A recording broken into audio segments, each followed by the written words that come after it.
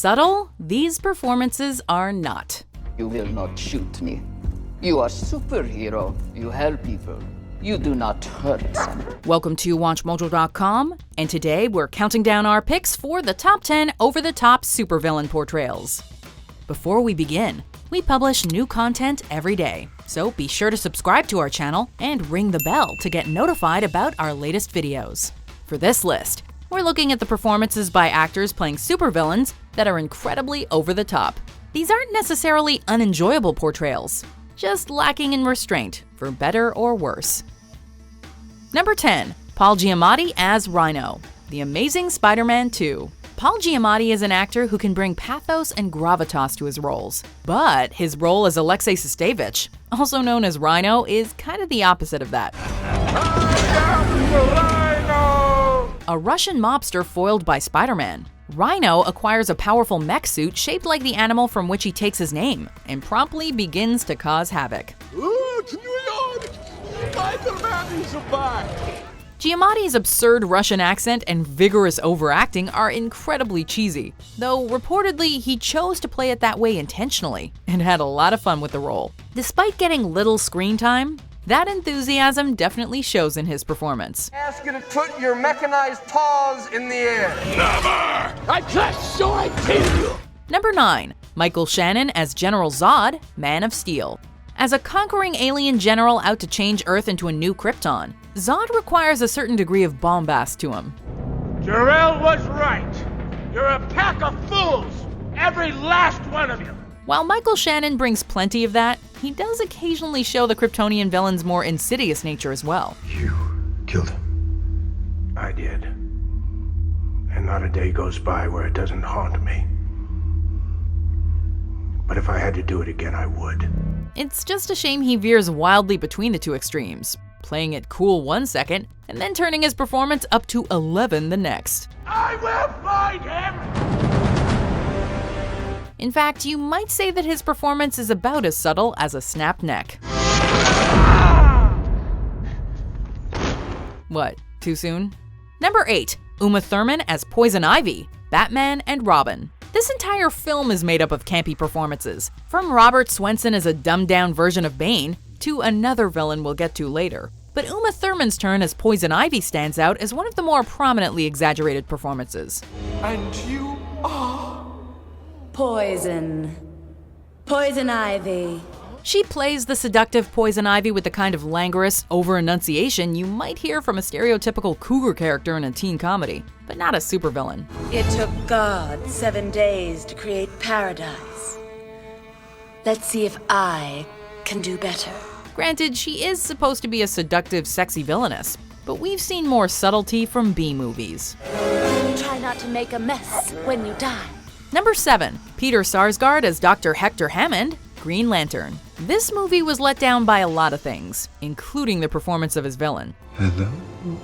Peter Sarsgaard is a rather underrated actor with a number of phenomenal roles under his belt, but he is not at his best here. In fact, he might be at his worst. Physical contact accesses mnemonic data. I can see your memories. The big-headed Hector Hammond and his mental abilities should be threatening, but Sarsgaard plays the character twitchy and weird, and that's when he isn't screaming. Far from eliciting menace or empathy, his high-pitched screams and yelps are actually kind of hilarious. It's almost as if Sarsgaard knew the movie was going to be a dud and just had fun with it.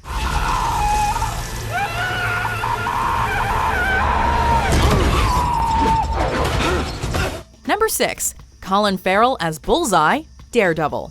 Surely assassins should be a bit more subtle, no? Let's play. Colin Farrell portrays Bullseye, a hitman who always hits his mark, and who comes into conflict with the titular hero when Daredevil causes him to end that streak. I never miss. Farrell plays the unbelievably accurate villain with a kind of confident, grandiose swagger reminiscent of cocky star athletes, and with facial expressions that are just as exaggerated as his physicality. Then again, the possibility for subtlety in the role may have been moot from the start, given the crosshairs on the character's forehead. Is there anything else? Yeah. I want a costume. Number 5. Jared Leto as the Joker, Suicide Squad. Batman's nemesis, the Clown Prince of Crime, requires a degree of theatricality and flamboyance from every actor who plays him. I need a machine gun. A machine gun? But Jared Leto takes it a step further and goes completely over the top with his portrayal of the Joker. I'm just gonna hurt you. Really, really bad. The actor's overacting, from his over-enunciation of words to his awkward laugh to his weird cat growls, all came across as obnoxious to many viewers, rather than entertaining or threatening. So we can only imagine how bad it was for people on set, since Leto reportedly stayed in character outside of filming too. Listen, you are my guests to this handsome honka.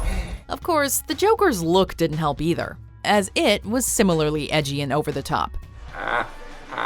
Number 4. Willem Dafoe as Green Goblin, Spider-Man. Willem Dafoe rarely does subtlety, and this mean green villain is no exception. Back to formula.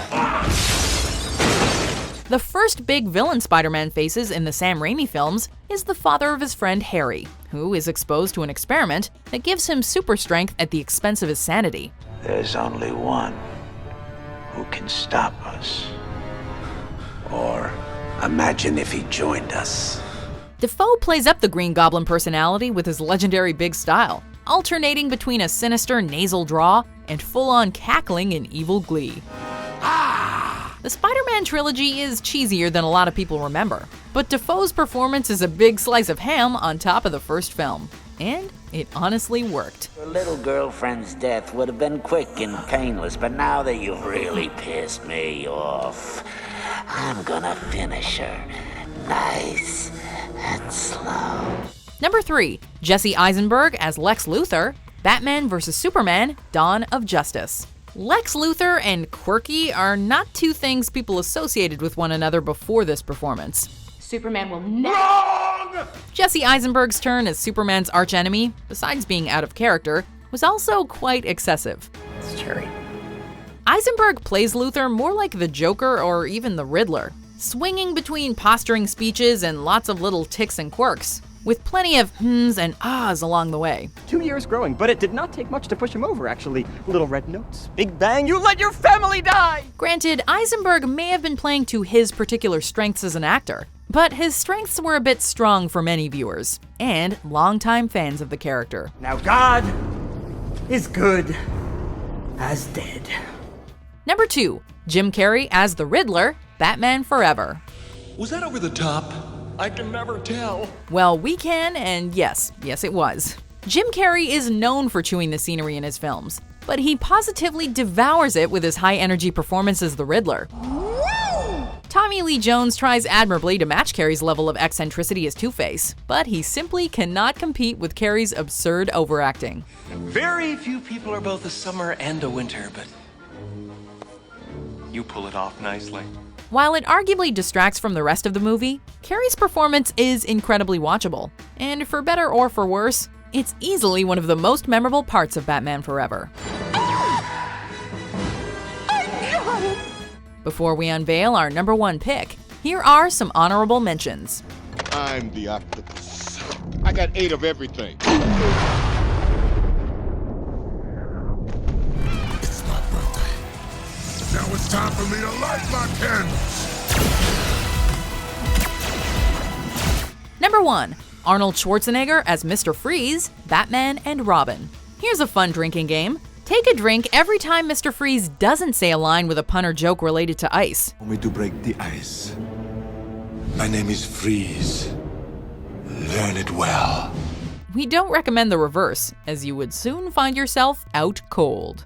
Along with the terrible dialogue, Schwarzenegger plays the icy villain with such supremely bombastic glee that he makes some of our previous entries look mild by comparison. Let's kick some ice. Whether his acting melts your face or makes you freeze up in a permanent cringe, Schwarzenegger is clearly having an absolute ball as Mr. Freeze. What killed the dinosaurs?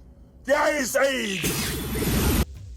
Do you agree with our picks? Check out these other great clips from WatchMojo, and be sure to subscribe and ring the bell to be notified about our latest videos.